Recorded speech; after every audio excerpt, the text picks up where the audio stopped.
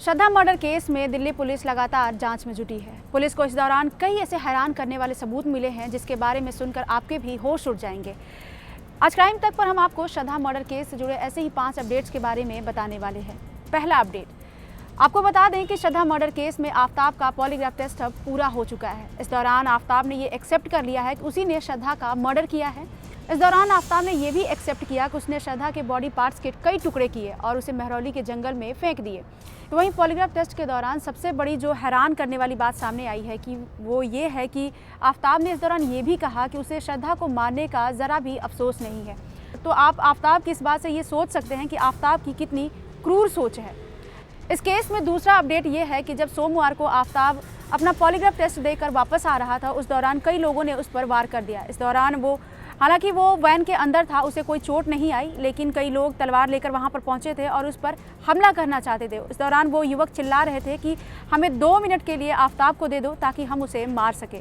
इस दौरान उनकी मंशा थी कि वो आफ्ताब को काट दें। तो वहीं दिल्ली पुलिस को इस दौरान काफ़ी मशक्कत करनी पड़ी, उन्हें पिस्टल तक निकालना पड़ा जिससे उन्होंने उन युवकों को काबू में किया। फिलहाल वो युवक जेल के अंदर कैद हैं। इस केस में तीसरा और बड़ा अपडेट ये है कि दिल्ली पुलिस एक बार फिर से आफ्ताब को लेकर उसके घर पहुंची थी, जहां पर उसके बाथरूम, बेडरूम और किचन से खून के कुछ निशान फिर से मिले हैं, जिसके बाद फॉरेंसिक को बुलाया गया और वहां पर जांच की जा रही है। दिल्ली पुलिस को श्रद्धा की वो अंगूठी बरामद हुई है जिसे आफ्ताब ने अपनी एक नई गर्लफ्रेंड को दे दिया था।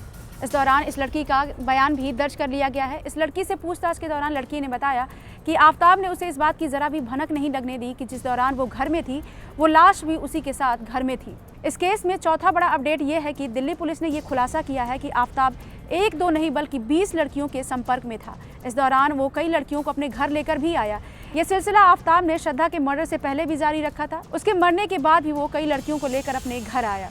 इस केस में 5वां बड़ा अपडेट ये है कि आफ्ताब के साथ श्रद्धा ब्रेकअप करना चाहती थी, यानी कि उससे अलग रहना चाहती थी। ये बात 3-4 मई की है, जब श्रद्धा ने आफ्ताब के मारपीट से तंग आकर उससे कहा कि वो अब उसके साथ नहीं रह सकती है, जिसके बाद आफ्ताब ने उसकी बात मानते हुए कहा कि ठीक है, हम दोनों अब अलग रहेंगे। लेकिन आफ्ताब से ये बात हजम नहीं हुई कि श्रद्धा उसको छोड़कर कैसे जा सकती है। इसके बाद उसने बाकायदा प्लान बनाया और श्रद्धा को मार डाला।